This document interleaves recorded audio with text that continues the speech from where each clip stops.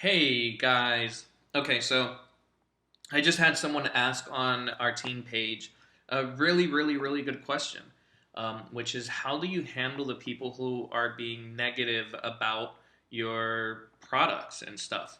Um, which is a very, very good question. I guess she had someone say, like, hold on, let me see if I can actually find it. So her question was, really getting frustrated with people dissing the rap saying just take your fat self to the gym, or um, I believe in working hard for a good body. um,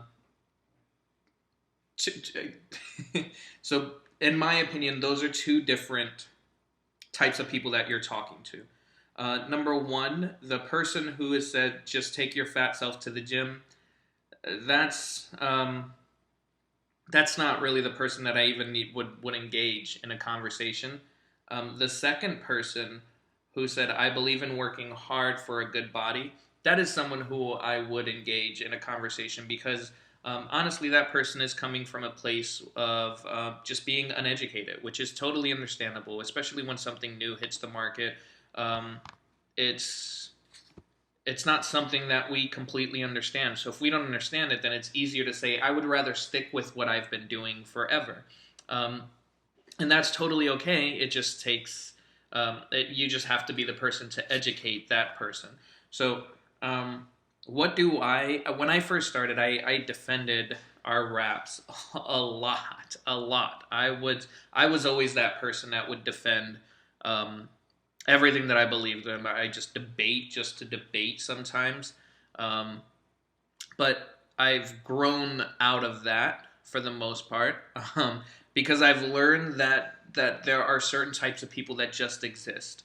Like there are atheists and there are Christians, and you put two of them in the room together and let them debate all day long, and the debate is not going to solve anything.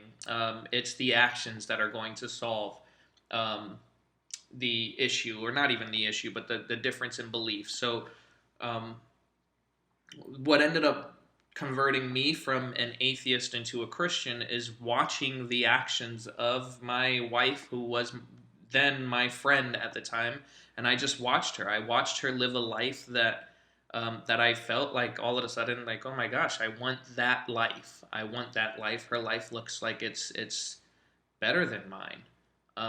So ultimately, I started seeking out what it was that she had in her life that I was missing in mine. And the only biggest difference was the fact that she had a Christ centered life. So, for those of you who are out there feeling like I need to change this person's mind, I've grown out of that. I don't try to change anyone's mind, because what ended up changing my mind when it came to her faith was watching her live it out. When it ended up changing my mind about this business was watching her live it out, watching her within 2 months quit her job, watching her within 11 months retire me from work, seeing her passion for it all. That is really what helped me to realize, like, there's got to be something to this thing. So if that helps you in any way, which I hope it does, because it did help me, then great. There are a couple of Bible verses that I always go to when it comes to this subject, that really, really, really help me. A while ago, I heard a message from Jim Rohn, who is an incredible speaker, and he was talking about how when Jesus preached to thousands of people one day, it said in the scriptures that there were mockers and there were laughers, and there were believers.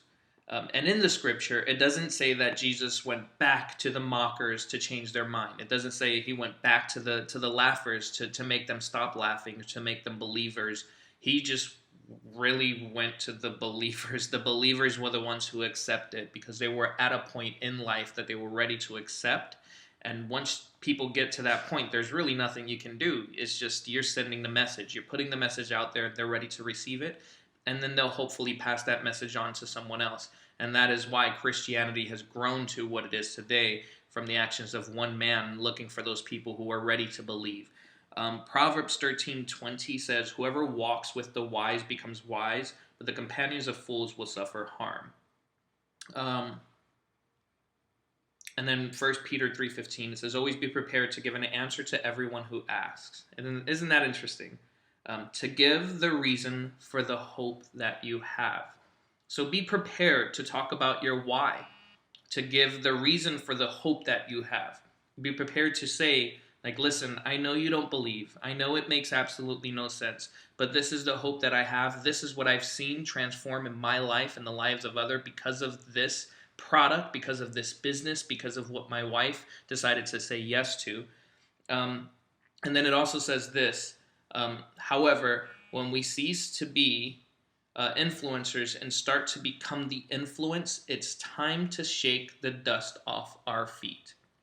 So when you try to share your hope, when you're prepared to give that answer and you notice that your answer is no longer an influence, that it's not good enough for them and they're continuing to be negative, then it's time to shake the dust off your feet. It's time to move on to the next person who is in a position in life that it provides them with an opportunity to be ready to hear your message, to be ready to hear your hope, to be ready to hear the why that you have to share with them. And hopefully it'll affect their lives just like it has ours and just like it has yours.